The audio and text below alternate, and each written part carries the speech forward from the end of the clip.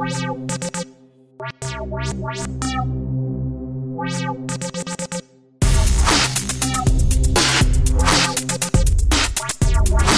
made their business by controlling a scarce resource, whether that was a press, a printing press and time on it, or whether that was a factory.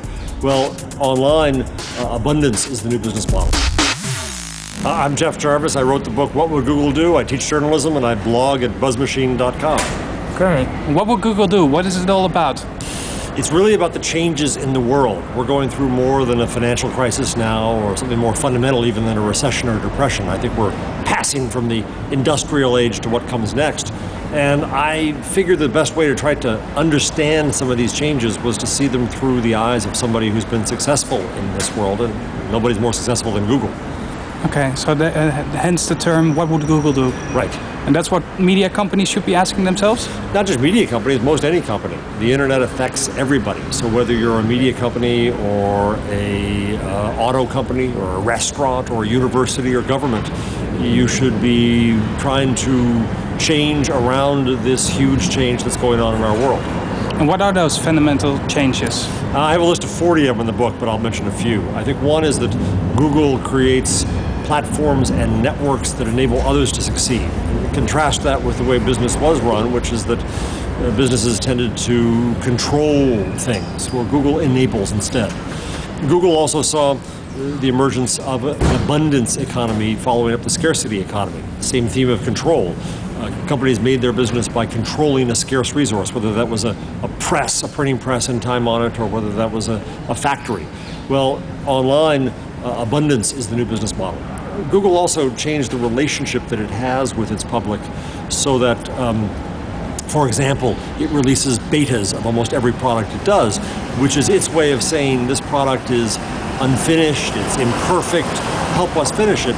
It's their way of saying collaborate with us. And I think that any company should learn that lesson. For example, car companies? Yeah, I don't want to drive the beta car, by the way, I make that clear, nor do I want the mob to design the car, but the car company should be smarter in how it designs the cars. It should listen to us. They thought that their special sauce was their secrecy all these years. Well, they worked years and years and years to put a car out and put it out, and then we don't care. They're sitting there unsold, and unsold for a reason. Not just because of the financial crisis, it's because they're making bad cars too often. Yeah, and if Detroit would have listened earlier on, they would have catched on that environmental friendly cars are the next thing. Exactly. And again, I'm not saying that we have to turn everything into democracy, that it's a vote.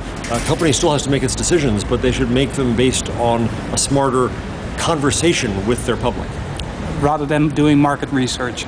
Yeah, well, market research will always have its place because people make money on it, but when a focus group comes along or a survey, you're asking people who may not have an opinion to have an opinion, so they do. If you listen to blogs and such, you're hearing people who care enough to write about your product. Now, they may be complaining, but one of my rules in the book is that your worst customer, your biggest complainer can be your best friend because they actually care about you. They want a product that works, and they're telling you what doesn't work, and that's actually a big favor. Yeah, because they care enough to write about it, even if it's bad news. Right. And your best customer is your partner. Your best customer will market your product for you. In the age of the internet, your product is your ad, your customer is your ad agency. They'll spread it around. And of course, we see it on computers that customers also do customer service for each other, which is pretty remarkable.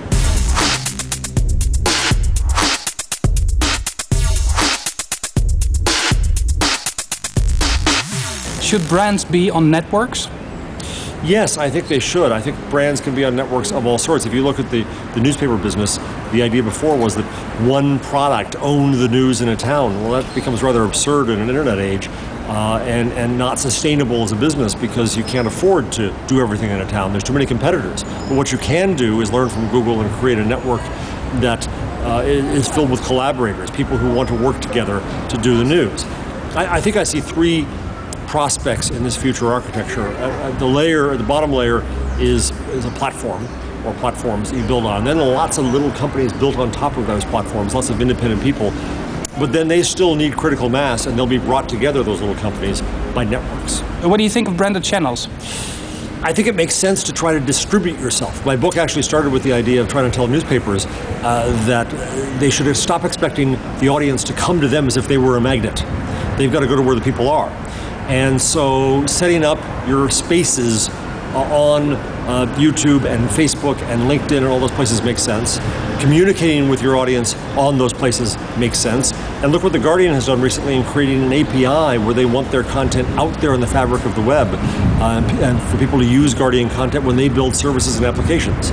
So the essential Google lesson here is to think distributed, to go to where the people are.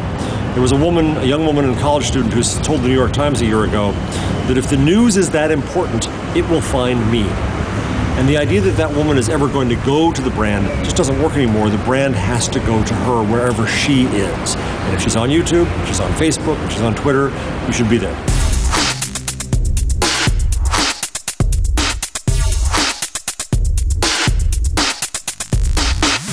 So the future is really a future any longer of masses, but of masses of niches. That's what you said.